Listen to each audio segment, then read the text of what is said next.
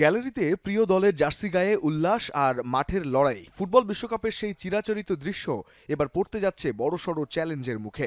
আর মাত্র ৩ মাস বাকি, কিন্তু সমর্থকদের কপালে চিন্তার ভাঁজ ফেলেছে মধ্যপ্রাচ্যের আকাশসীমার অস্থিরতা।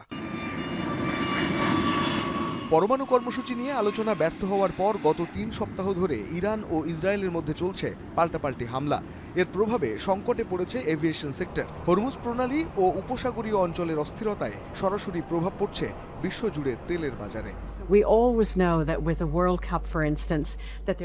আমরা জানি বিশ্বকাপের সময় এমনিতেই প্রিমিয়াম রেট থাকে, কিন্তু এবার তার উপর বাড়তি চাপ তৈরি করেছে তেলের দাম। ঘরোয়া ফ্লাইটে খরচ যেখানে ৩০ থেকে ৭০% বাড়ে, সেখানে জ্বালানি সংকটের কারণে আন্তর্জাতিক ফ্লাইটের ভাড়া আরও ৩০% যোগ হতে পারে।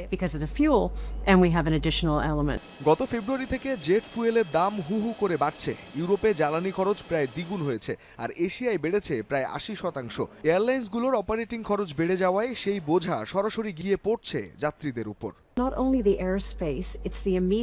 সমস্যাটা শুধু আকাশসীমা নিয়ে নয়, বরং হুট করে আকাশপথ বন্ধ হয়ে যাওয়া, আবার ধীরগতিতে তা উন্মুক্ত করা। এই অনিশ্চয়তাই মানুষের জন্য আগেভাগে পরিকল্পনা করা কঠিন করে তুলছে। তাই বিশ্বকাপের ক্ষেত্রে বিষয়টি এখন শুধু স্টেডিয়ামের টিকিট পাওয়ার মধ্যে সীমাবদ্ধ নেই, বরং এমন একটি বিমানযাত্রা নিশ্চিত করা জরুরি যার উপর আপনি ভরসা করতে পারেন।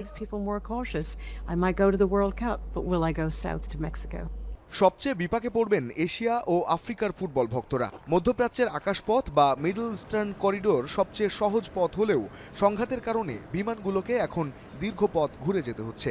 বিশেষজ্ঞরা বলছেন, এই ডাইভারশন বা পথ পরিবর্তনের ফলে কেবল খরচই বাড়বে না, বাড়বে যাত্রার সময় এবং শিডিউল বিপর্যয়ের ঝুঁকিও। রঞ্জন শান্ত, যমুনা স্পোর্টস।